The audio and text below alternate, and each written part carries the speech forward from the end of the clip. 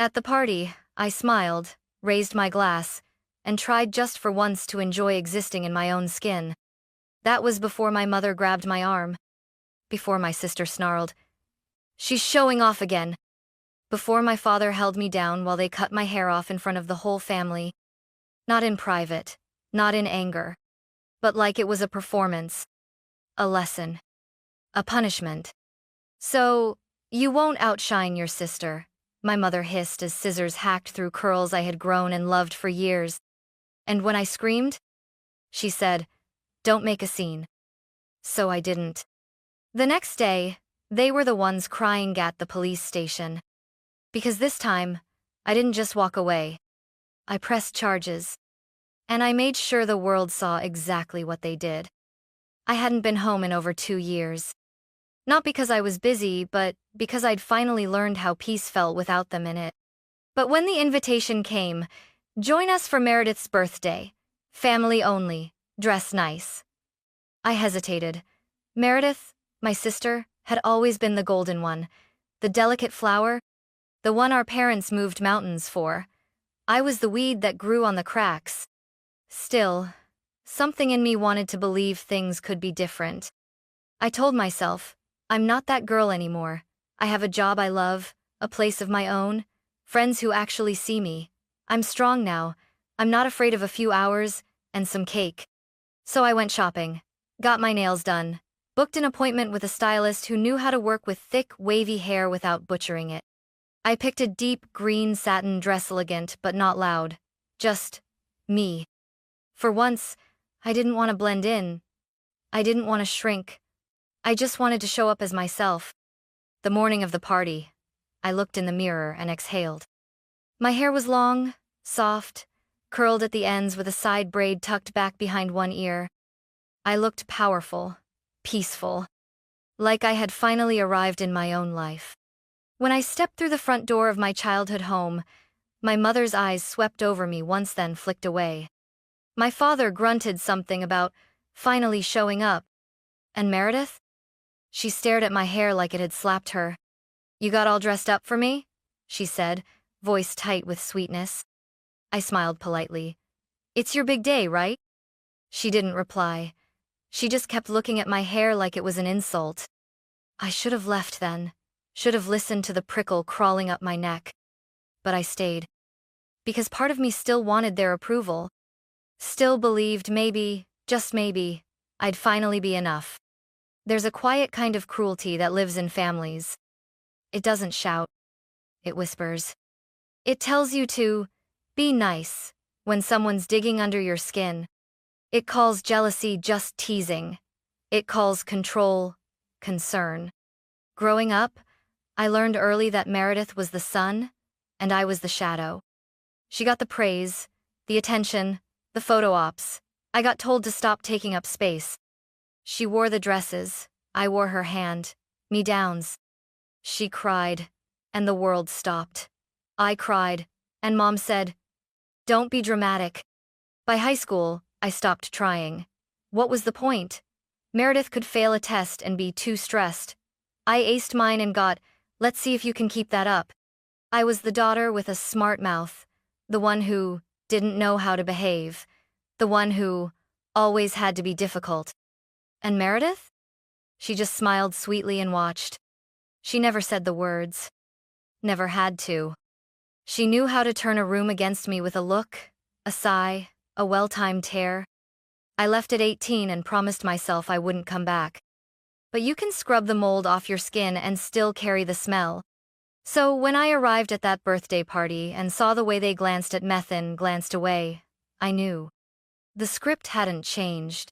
They just thought I'd forgotten my lines. My mother greeted other guests with wide arms and practiced warmth, but when she spoke to me, her voice was clipped. "Is that what you're wearing?" "No hello. No, good to see you. Just an immediate assessment." My dad barely looked up from his beer.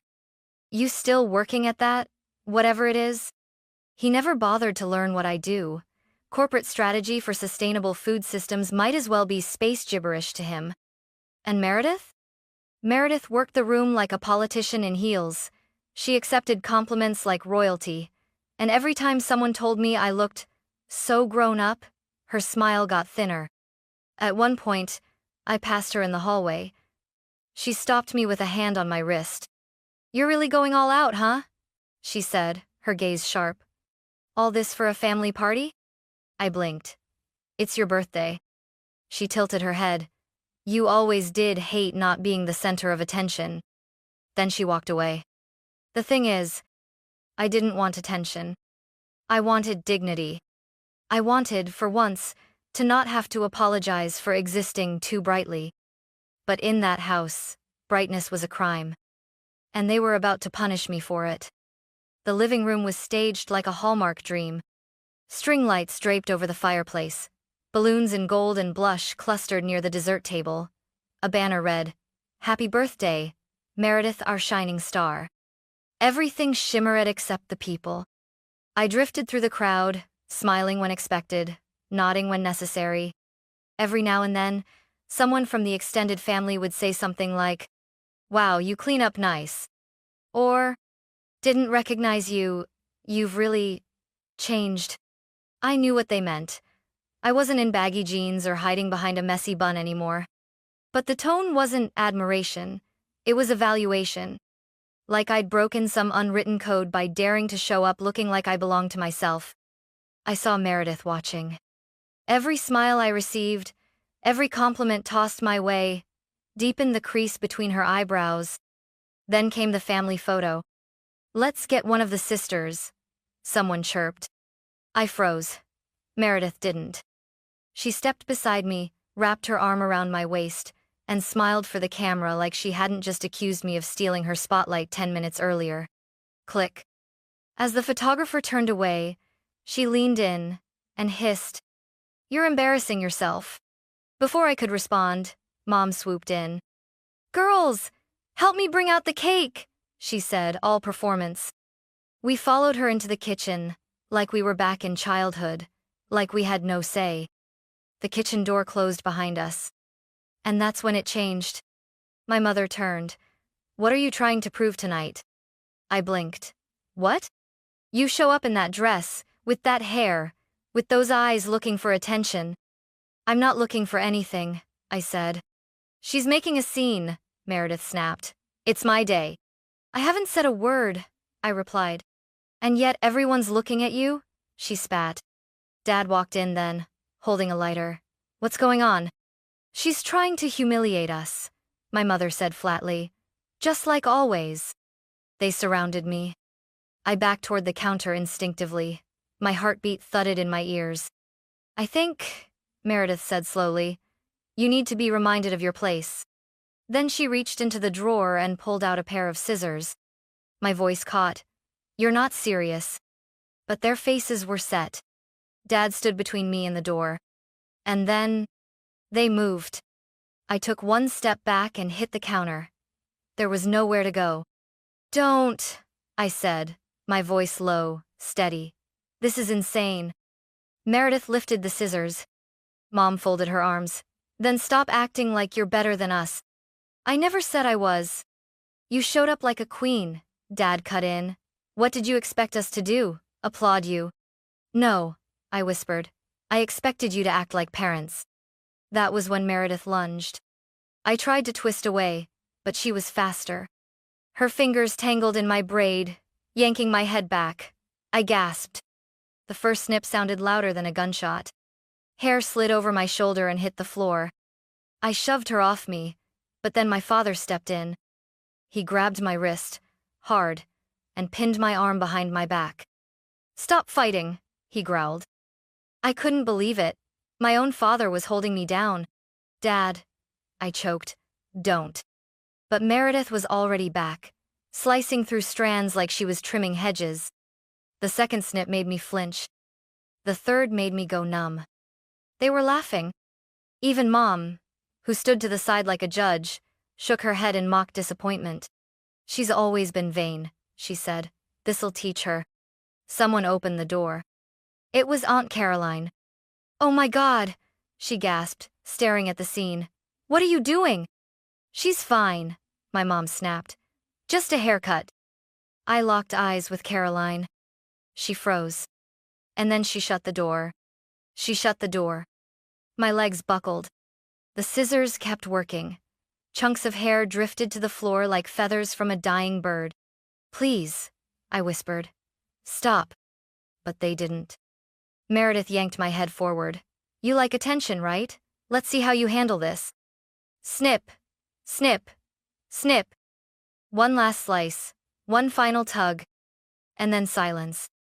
I stood there, trembling, surrounded by pieces of myself. No one moved. No one apologized.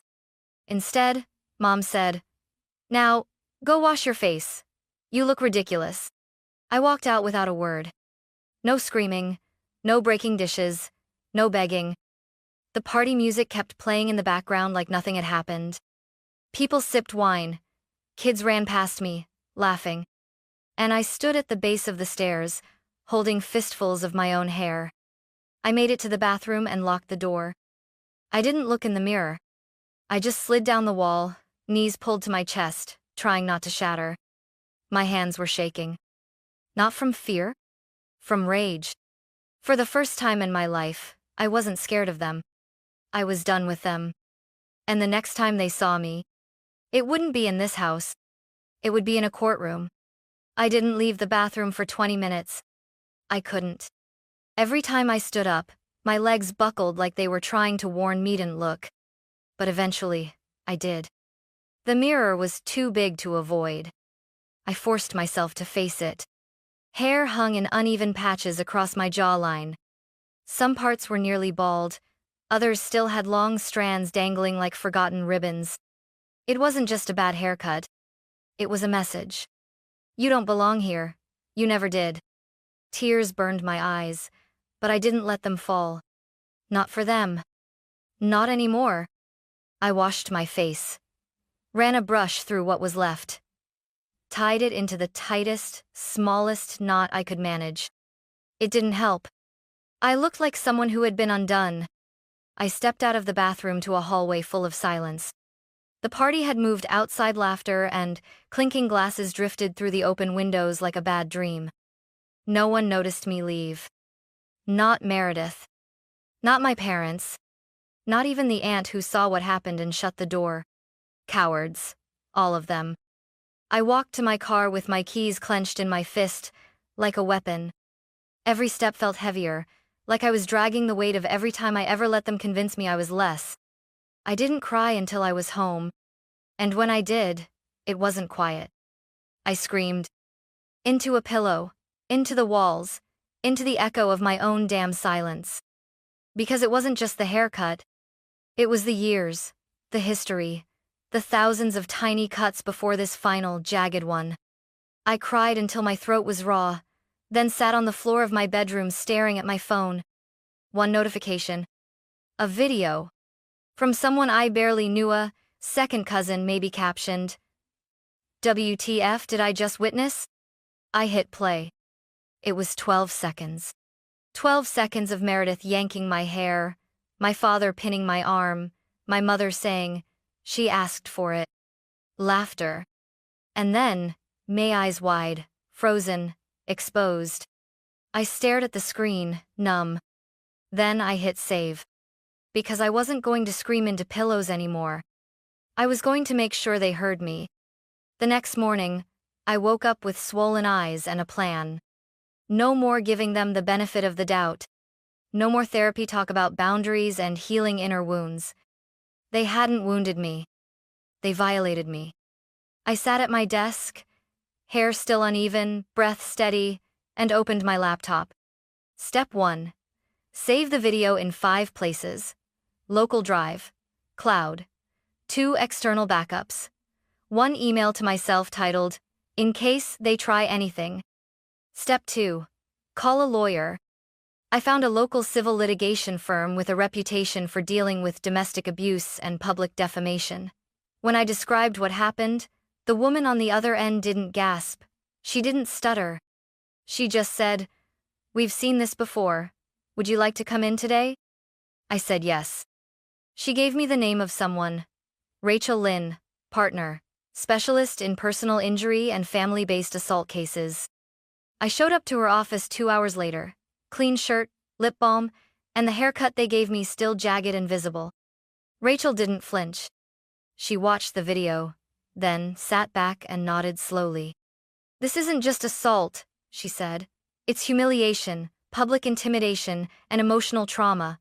You have every right to press charges." I exhaled. Not because I wasn't afraid anymore, but because finally, someone saw it for what it was. Rachel helped me draft a statement.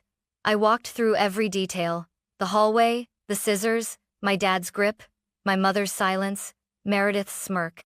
I told her about the aunt who closed the door, the other guests who laughed it off, the history decades of being told I was too much, too loud, too dramatic. She wrote it all down. "It's a pattern," she said.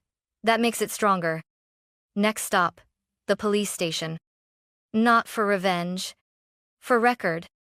The officer who took my report blinked when he saw the video. Then he called in his supervisor.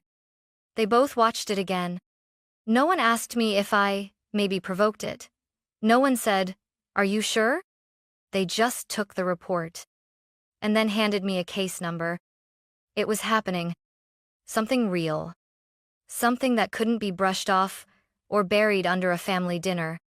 That night, I sat on my couch, holding that little slip of paper with the number printed in cheap black ink. I wasn't shaking anymore.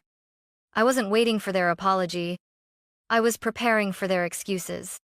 And this time I had receipts. I didn't sleep that night. Not because of fear but anticipation. Something inside me had shifted. The years of walking on eggshells, of pretending to be the bigger person, had cracked wide open. And from that crack came fire. The next morning, the phone rang. My mother.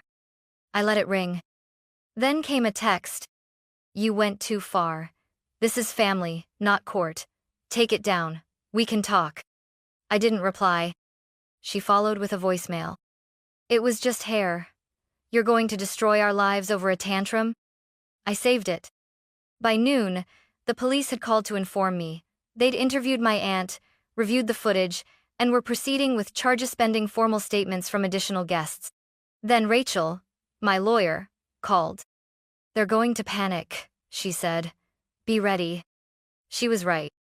By 2 p.m., my sister posted a Facebook update with a filtered selfie, a long caption, and carefully staged victimhood. "Some people will do anything for attention, even destroy their own family.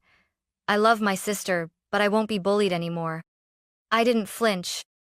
But the comments? They were brutal. People I hadn't spoken to in years chimed in. "Wow, she always had a flair for the dramatic." I heard she cut her own hair and blamed Meredith. "Don't air family drama like dirty laundry." It stung. Not because it surprised me, but because it confirmed everything I'd known my whole life. They were never going to protect me. So I protected myself. At 4:37 p.m., I logged into my rarely used Instagram account. I uploaded the video. No filters. No long caption. Just. They said it was just hair. Here's what actually happened. The footage spoke for itself. Me. Screaming. Dad holding me down. Meredith slicing. Mom watching, arms crossed. Within an hour, it hit 10,000 views. By morning, it passed 1 million. And the comments had changed. "This is assault. You didn't go too far. You didn't go far enough. The fact that your dad helped hold you down makes me sick." Reporters began reaching out. Online advocates offered support. Even former classmates messaged, "I'm sorry. I saw the way they treated you." And Meredith?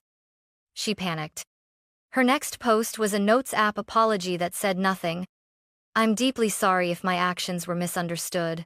I love my sister and regret how things looked." Misunderstood?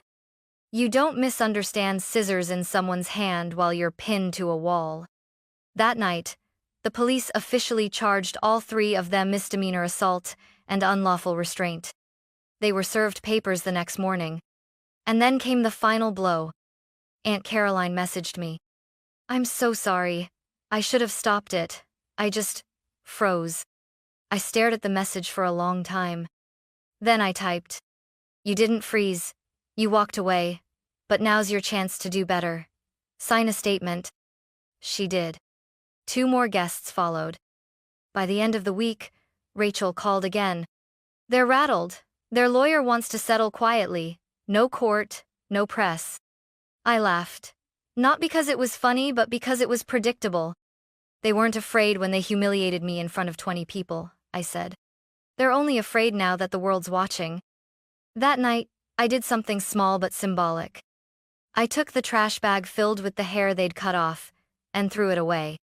Not in mourning, but in reclamation. It was never about the hair. It was about control.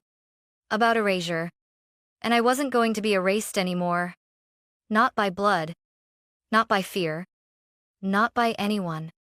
2 weeks later, I sat in a salon chair under warm lights that didn't hum like interrogation bulbs.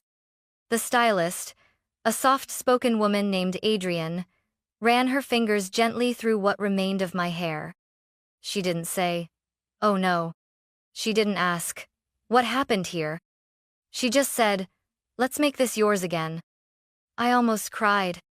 She didn't try to fix what they did. She didn't talk about restoring or hiding damage. She shaped what was left with care and intention, letting each snip be a quiet declaration of reclamation. When she finished, she turned the chair slowly to face the mirror. For the first time since the party, I looked. Really looked. And I saw someone powerful. Someone who had been broken, humiliated, gaslit and had still chosen to fight. The haircut wasn't even. It wasn't traditional. But it was mine. And for the first time in years, so was my reflection. That evening, I opened my inbox. Another message from my mother. "You've made your point. Can we please move past this?" I didn't reply. Because she was wrong. I hadn't made my point. The world had made theirs. People showed up for me in ways she never had. Strangers offered support. Survivors shared their stories. A small community formed in the comments section of that 12-second video, each person echoing the same thing. I thought I was alone. But I wasn't. And neither were they. A month later, the case closed. They were convicted. Fined. Meredith had to attend court-ordered therapy. My father lost access to his gun license. My mother, well, she faded from social circles in quiet disgrace. I didn't celebrate. Justice, real justice, isn't a parade.